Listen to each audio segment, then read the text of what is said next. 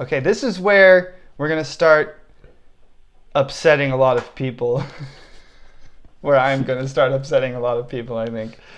Can I just defend Solo for 1 minute? Yeah, that's fine. You're right. It's totally pointless in the whole like Star Wars canon. Like, take Solo out and obviously it affects nothing. And he doesn't feel like Han Solo. I don't know if he was trying to act like Harrison Ford did back in the day. Yeah, it might have been bad if he had tried that more than he did. Once you get over that, I actually thought it was a pretty fun movie. I don't have any problems with the film. It has a beginning and a middle and an end, a story that makes sense, kind of a twisty ending. I liked it. I liked the characters. I liked Woody Harrelson's character. And I thought Donald Glover nailed Lando Calrissian. Donald Glover was the best part of that movie, for sure. And but his droid. Why are we even surprised? His droid is really good, too. Yeah. I liked her. So there were good things. And the score is great. The biggest missed opportunity for me for the movie Solo, if they had let Phil Lord and Chris Miller write that movie, it could have been the fantastically funny entry in the series like Thor Ragnarok is, or like Guardians of the Galaxy is. It could have been that. It could have been so funny. So what are you giving 6 points to? 6 points. You are about to put one of the original trilogy in there, aren't you? I think I am. Okay, do it. A New Hope. I knew it. 6 points for A New Hope from you. Yeah. All right. I'm sorry, world. Defend yourself, Joshua. Luke's acting. I don't think... It's not great. By the time the Return of the Jedi comes around, I have no problems with his acting in that movie. The lightsaber battles and... Lightsaber battle? The one? The lightsaber battle is just... really bad. It's been described as two old men waking up from their naps fighting each other with canes. I forgot that the Emperor's like not in that movie at all. Nope. I didn't really enjoy watching Luke become like suddenly a pilot, and he just doesn't care about his adopted parents just dying, and it just he cares for a couple seconds. And Obi-Wan says, "This could only be Imperial troopers." These blaster marks far too precise. Like stormtroopers have ever hit anything. and then every movie for the rest of the entire series, stormtroopers can't hit the broadside of a barn. Indeed. The iconic Death Star trench run at the end too is shot really slowly compared to other like space action that you see in other Star Wars films. That one is really slow. Can you also explain to me how his missiles change trajectory and go in? No. Man, that was another thing that I watched and was like... The Force! What was that? When the original first came out, it was amazing. Like, even that first shot of the Star Destroyer coming over, like, blew people's minds. The whole Death Star run, the way they had to do all the special effects, totally revolutionary film. And you can tell when the spaceships are flying around in this movie, it looks way better than in the prequels when you just got spaceships that are like zipping around like flies. It just seems like it follows. It's because they had to shoot so much better. They had to shoot miniatures. Yeah. There are a couple funny lines and moments in that movie when you think of them in the context of the greater series, like, you know, your father's lightsaber. He wanted you to have this when you got older.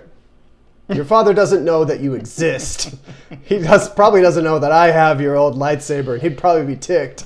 And did you know that George Lucas had not yet decided that Darth Vader was Luke's father when A New Hope came out? I did. I just found that out recently. Yeah. That is fascinating. That is fascinating. Fascinating.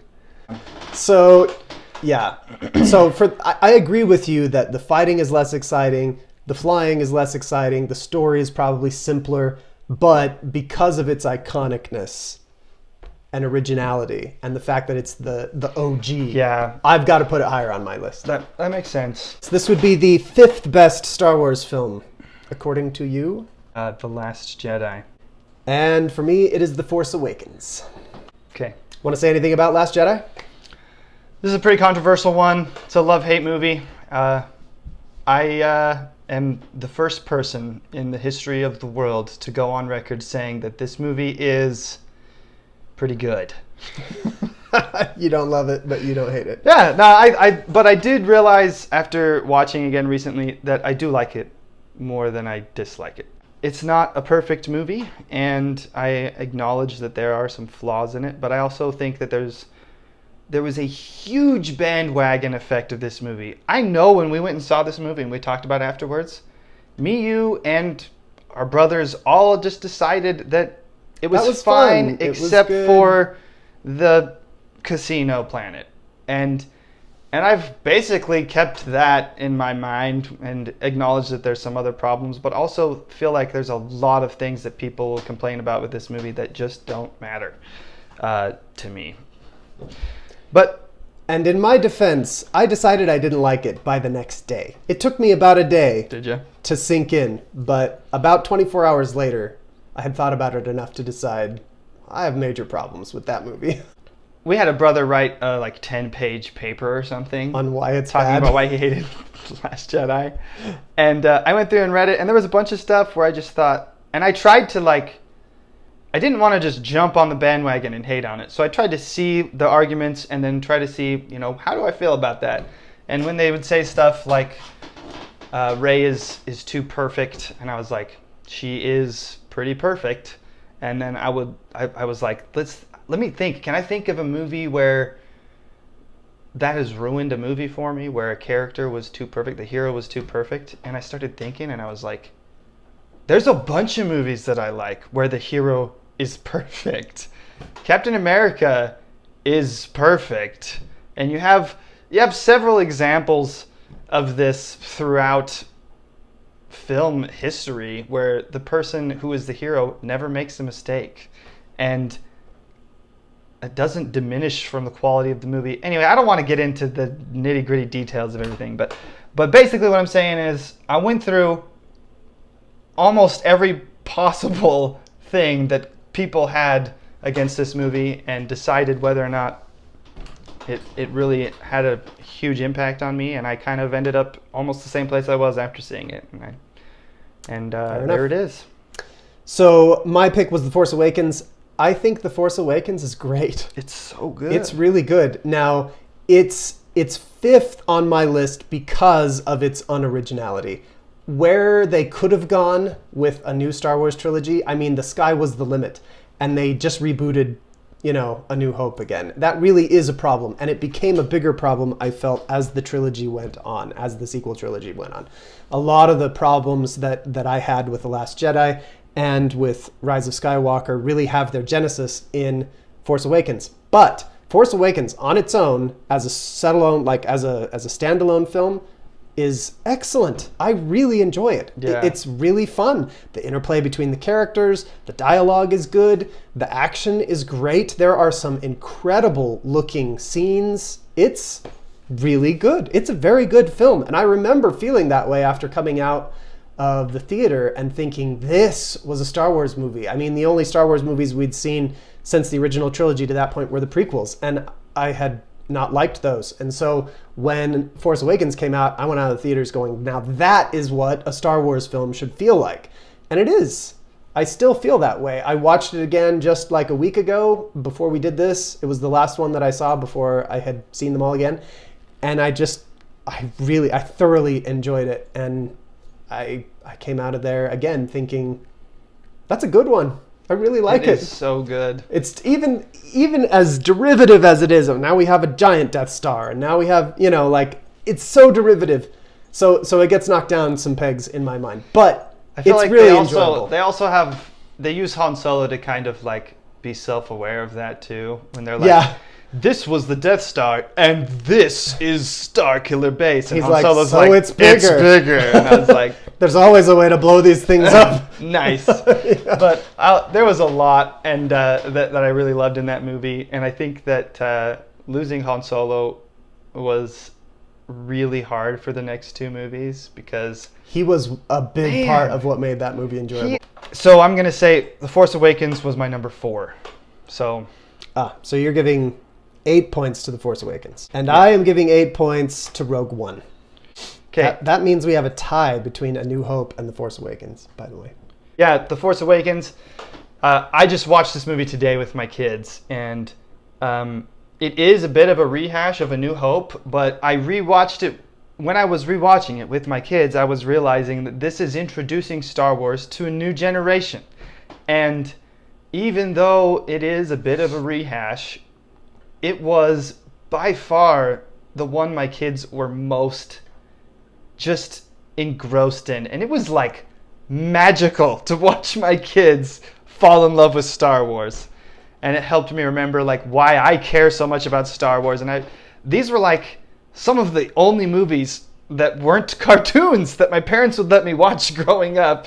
And I watched them a lot. And I remember watching them I'm sure I've watched them with you and with my dad and with my little brother probably a million times. And we have all those moments where we're sitting there holding our toy lightsabers and we see Luke fighting Darth Vader and we're just going nuts. And that happened in this movie with Kylo and Rey, and my kids were all just screaming and jumping and crying when Han died. And my daughter went from telling me, I hate this movie, I don't want to watch it, when Han falls down. And then immediately after, Chewie shoots Kylo, and she was like, I love Chewie, I love this movie.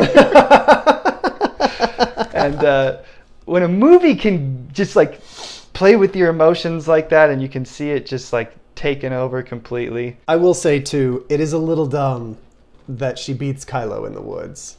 Yeah, well, and at first, for a long time, she's not winning. She gets tossed away, hits the tree, she's unconscious. She comes to, and she basically just like doesn't get killed for a long time.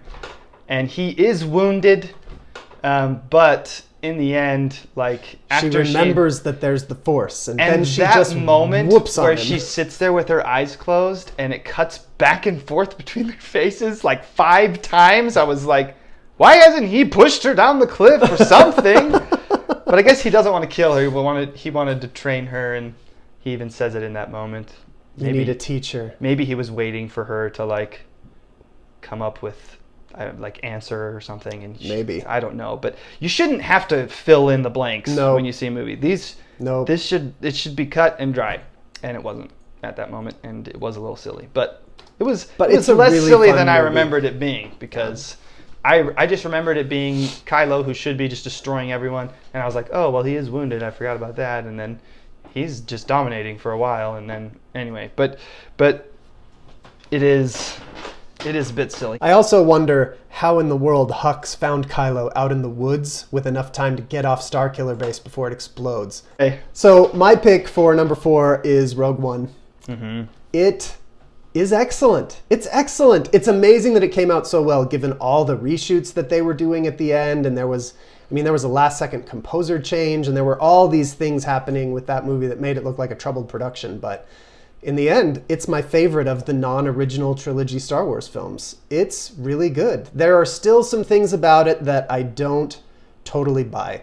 The moment when Cassian decides not to snipe Galen Erso, I don't buy that decision. I mean, up to that point, he's shown us the rebellion is before everything, and we're supposed to kind of believe that he like first scene you see him kill one of his friends, shoots a guy in the back just so they don't get caught. Yeah, he'll do anything for the rebellion, but then all of a sudden now this girl that he doesn't trust thinks that her father is actually a good man, and so he ignores orders from his generals that say this guy is a high-ranking Empire official and you need to put him down. And he doesn't do it. That's the only character arc that I don't buy. Everything else in that film, I really like. And I like the rest of his story. I mean, if you tell me, okay, he changes from the beginning of the movie to the end, great. That's fine. I don't see it quite as well, but the rest of the movie to me is just awesome. Except for the CGI faces. Oh my gosh, you're right. Tarkin. CGI faces. I wish they would have just kept Tarkin in the dark a little more, because there was moments where he was like in the dark and you couldn't even tell. Right. Or the first time he turned around. When I was in theaters and he turned around, the first time you see his face, I was like, oh, that's Tarkin. And then he starts talking and you're like, oh, that doesn't look so good. And Leia at the end too. Leia's so bad. They shouldn't have shown her face at all. They should have given it to her and they should have said, what's this? And she should have like held it up and said hope or whatever. And just seen her from behind. That would have been good enough. We didn't have to see her computer face. But those are my only gripes with that movie. I think the movie is excellent. It's so the story is fantastic. I love the sacrifice of all the people. I love all the characters. K2SO is like my favorite character in all of Star Wars. He is fantastic. He's so cool. Alan Tudyk should do like every movie. That guy is fantastic. So I love that character. Forrest Whitaker's character, he's not in it very long, but I like him. I love those Jedi Temple guards.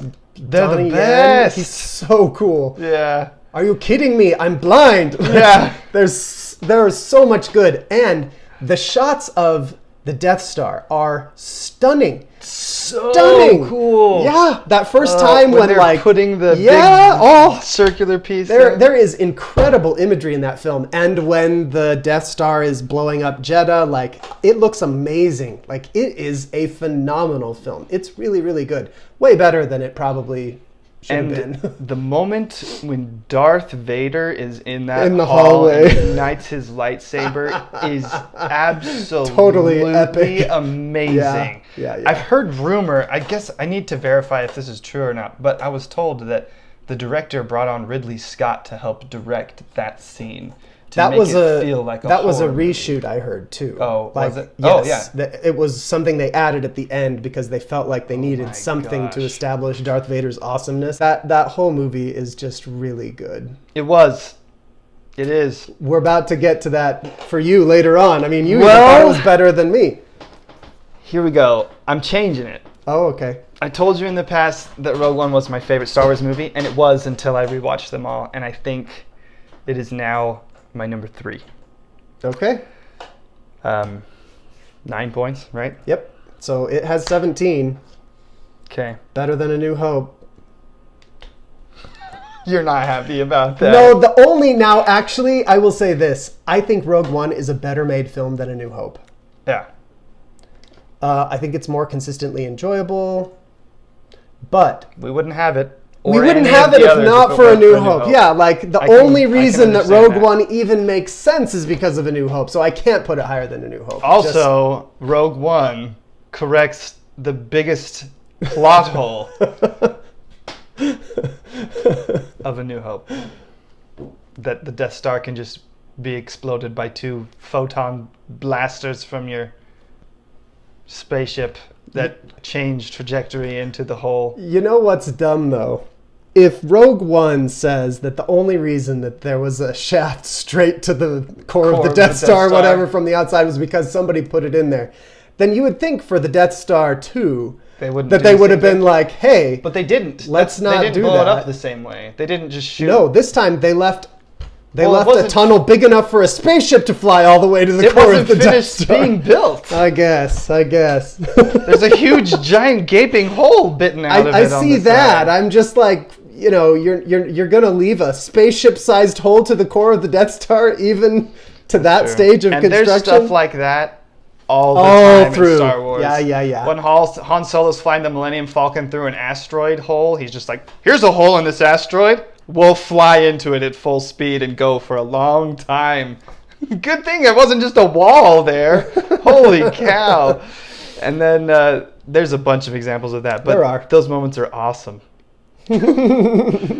Yeah, can I just say about that, there really are huge plot holes in all of Star Wars. Like, you can't really point at the newest ones and say that those are worse at that than some of the others. I mean, maybe the problems are worse in the newer ones.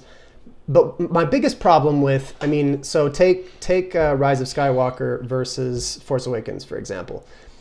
Rise of Skywalker had a lot of problems. I think Force Awakens has problems. But the Rise of Skywalker doesn't even feel like a movie. It doesn't even feel like a cohesive, like, beginning, middle, end, like, character arc movie. It just feels like all these episodes strung together, and it kind of is. I mean, did they even have a finished script when they started shooting? Who knows? I don't think that they did. Anyway, Force Awakens, though, feels like a well-made film. It has a beginning and a middle and an end, and character arcs and moments where you actually get to feel what the characters are feeling, unlike Rise of Skywalker. So yeah. It's not just, if you look back at our other movie and you think, well, that guy just doesn't know how to enjoy a movie. There's a way to make a movie, though, and you know, the original trilogy or Rogue One or Force Awakens is a great example of how to make a good film. They don't have to be perfect. They don't have to be completely without plot holes. It's not like you're always going to be able to have a how it should have ended movie about Star Wars movies that's going to make great points, right? So it's not about that. It's just how good is the movie overall. And Force Awakens and Rogue One are good movies. While you were talking, I was thinking that The Force Awakens was J.J. Abrams bringing it back to what we know and love about Star Wars. Yep. And then Rise of Skywalker, it's like they brought him back to do the same thing. And they were like, bring it back, because The Last Jedi ruined Star Wars again. It pulled a prequel, and we need to bring it back. But you can't bring it back for the final piece of a 9-part series. You can't just be like trying to fix everything. The Force Awakens was a perfect setup. Even though there's problems with the movie, I think it was a perfect setup for 2 more films that could be their own thing that could have been great. And that's just not what happened. No. All right. My number 9 was A New Hope. I think I've said enough about that. I mean, my number 3, which I'm giving 9 points to. We really have made this confusing. What is your number 2 favorite Star Wars film? My number 2 favorite Star Wars film. Can I do a tie? We could give them each 10.5 points. Maybe. I think the world likes Empire Strikes Back best. They do. Everyone in the whole world thinks that's better.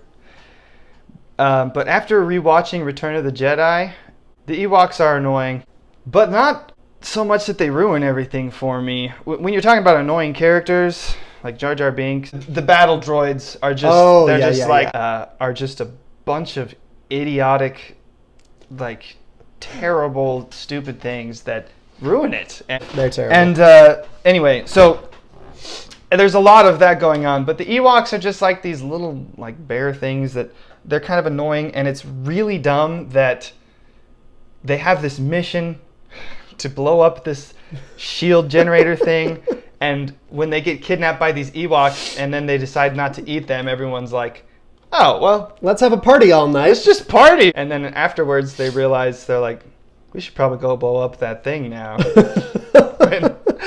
But other than that, I'm going to say Empire Strikes Back is my number 2. You like Jedi better? I do. After all of this. I really like The Empire Strikes Back. And when I compare the final, the no, I am your father moment, which is amazing, and that whole ordeal is amazing. There is no sequence in Star Wars, in my opinion, that is better than the space battle, and the land battle, and the throne room in The Last Jedi. It is absolutely... Return of the Jedi. What did I say? Last Jedi. These names are so stupid. Okay, in Return of the Jedi, you're right. And it is phenomenal watching Luke fight Darth Vader, and that whole thing with the Emperor nearby just like trying to manipulate. And the choir that John Williams has going on. Gosh. The throne room fight is so epic. It is amazing. Yeah. I think that watching Darth Vader's turn, after being defeated by Luke, his arm is cut off and he's on the ground and Luke can kill him, and then seeing Luke choose not to, only to then start being destroyed by the Emperor, to then make that change, was more profound than the moment when he tells him that he's his father. It was just amazing. Yeah, the end of Return of the Jedi is fantastic. It is really good. Fun. Most everything that they add into these movies afterwards are dumb. So dumb. But I thought it was kind of cool at the end, after the Empire had finally been destroyed, when it went through all the planets that were in the prequels and stuff, and people just celebrating that, like, they're free. Yeah. I was like... It was cool that time. But when they did it in Rise of Skywalker, I was like, no. Anyway, yeah, I agree. Okay, so but for me, so when we last talked, I told you that Return of the Jedi was probably my favorite. Did you switch them? I did. I love it. So they do tie in the end. That's so funny. So here's why. Return of the Jedi was always my favorite growing up. It was the first Star Wars film I ever saw. I remember the day when my father went to when Dad went, this was before you were born. Sure. Went to a video rental store and brought home Return of the Jedi. And he was like, you are going to love this. Return of the Jedi had only been out on video for a while at that point. He didn't feel the need to show me the original two before he showed me this one. He just was like, we're going to watch. I guess that was just the movie he wanted to see. So he rented it. He brought it home and he was like, watch this. And I sat down and I still remember the feelings I had watching it for the first time. The Rancor scared me to death. It was like the scariest thing I'd ever seen in my life. I was like, holds up pretty good. Yeah. It's like, yeah. Is it stop motion? Is that what that is? Yes. Holy crap, that's amazing stop motion. Yeah, it really is. There's moments where you can kind of tell that something's off, but like for the most part, it looks really good. Yeah, it does. And I remember that thing. I was terrified of that thing, and I was like, oh, and I remember being all afraid, and Dad was like, just watch what happens, you know? I did the same thing yesterday with my kids. Yeah, at the Rancor scene? Yeah. See? I did the same thing with my kids, and my kids are older than yours, so... Anyway, I love Return of the Jedi, and I remember growing up, the first time that I saw Empire Strikes Back, being really frustrated. All they do is lose. It's not just the ending. The whole film, they get slammed at Hoth. They get totally routed by the Empire. And then Luke goes and does his training, but he keeps failing. Like Yoda keeps telling him, oh, you're not good enough. You're failing. You're too afraid. You're too impetuous. You know, so like Luke isn't doing well in his training. And the whole time Han and his ship won't work and they can't get away. And then at the end, they end up falling into this ambush and Han gets frozen and Luke gets his hand cut off, and like all they do is lose for the entire film. And as a kid, it frustrated me. And of course, Return of the Jedi was going to be my favorite movie because that's the one where they win. Right. And I never had a problem with the Ewoks because I was tiny when I first saw it, and the Ewoks are adorable. So yeah, I liked the Ewoks. That was Leah's favorite thing in all of Star Wars. Right? She came in. I love those little bears. They're so cute. They are. So yeah. I always loved Return of the Jedi better. I watched them again, both of them, since we last talked, though. And I have to admit, Empire Strikes Back is a better written film. The script is better. The direction is better. The acting is better. And the introduction of Yoda is hysterical. You think the acting is better in Empire Strikes Back? I do. Even Luke's constipation face at the end? I don't have a problem with that. No! Oh, that's a really good impression. No, I don't have a problem with that. And in the end, okay. So you need a film like that, though, in a trilogy. It's the perfect second film. It is. It never literally has defined that second film of a trilogy. Yeah. That's what everybody wants to do now. It was brilliant to give them all these obstacles and they just get these little victories. They lose at Hoth, but they manage to escape. They can't get the Millennium Falcon going until they finally can, but it takes them the whole movie, right? They lose in the Cloud City, but they escape with their lives, and now we've got to save Han, and right? So it's just great. And just watching it again, I just thought the moments of comedy were great. The romantic tension between Leia and Han is great. Everything about Empire Strikes Back is just really good. And the big reveal at the end, that was an absolute masterstroke on George Lucas's part to make Darth Vader his father. Brilliant, brilliant, brilliant. One of the most classic and iconic scenes in film history. So for me, even though I love Return of the Jedi for all the reasons you said, I think that Empire edges it. There you go. So we have a tie. That was the only one. The only ones that we knew of each other's lists was our number ones, and neither of them stayed at their number ones. No, after watching them again, they changed. That's so funny. So, and maybe it would change again if I did this again, because like I said, I was just watching with my kids, and I just enjoyed Return of the Jedi better. And after you talk about it, it's probably just because it ended on the high note. And I was watching with my kids, and my kids loved it, and I loved it, and it was just an Well, and what you said about experience. can we have a tie? Like, yeah. In my mind, Well, they are. Technically, they are after what we. Right. But yeah, I'm glad that we flip-flop like that because they do deserve to be on the same level. I know there are people out there who think that Return of the Jedi is significantly worse than Empire Strikes Back, but I just don't think that's true. Yeah, me either. A lot of people, I've heard people say that it's just flat out bad. There are people out there who think that Return of the Jedi is a terrible film, and it is not. It is so good. It's so good. It's so good. Anyway. All right, so our overall winners are Empire Strikes Back and Return of the Jedi, tied for first place. We gave them 21 points Each. between the two of us. Our next highest score is Rogue One with 17. After that, we have another tie between A New Hope and The Force Awakens with 15. So there's your top 5 right there, followed by The Last Jedi, followed by Solo. Which is funny because you probably think Solo doesn't belong anywhere near that high, and I don't think The Last Jedi belongs anywhere near that high. That's true. So here we are. And then you've got all the prequels. And then you have 7, 7, and 7. Yeah. Revenge of the Sith 7, Phantom Menace 7, and Rise of Skywalker 7. Which, oh man, I would much rather watch Phantom Menace or Revenge of the Sith than Rise of the Skywalker. Blah.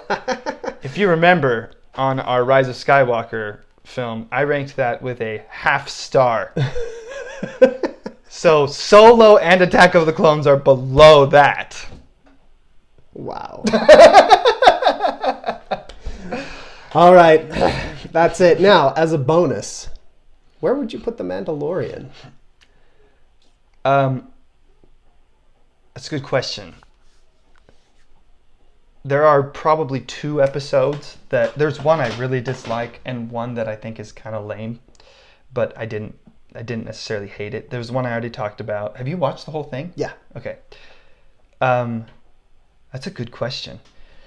I think I would put it right in the middle. I would not. I would put it higher than the middle. Would you? I liked it better than The Last Jedi and A New Hope probably. I'd probably put it at 5. You liked it better than A New Hope?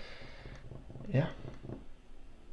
That final the final episode, I love the final episode so much. It's good. It's really good. I tell you, Taika Waititi Waititi awesome. is a directing god, everyone. And he's going to do a Star Wars film. Did you hear? That's fantastic. I did not hear. That's great. That's the word on the street. Good. But wait. Where would you put the Christmas special? If we're talking about live action Star Wars features, I would put the Christmas special at the very bottom of the list. It is absolutely horrible. Have you seen it all the way through? No, I can't. I've seen a lot of it, but No, I've only seen parts. I don't know if it's possible to see that movie all the way through. It's got to be on YouTube. No, I know it is. But I don't think it's You don't think it's humanly possible to sit there and through. watch it. Yeah.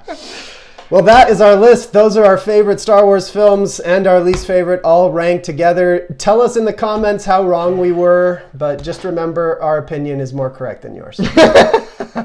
That's right. Thanks, guys. We'll see you next time. And until then,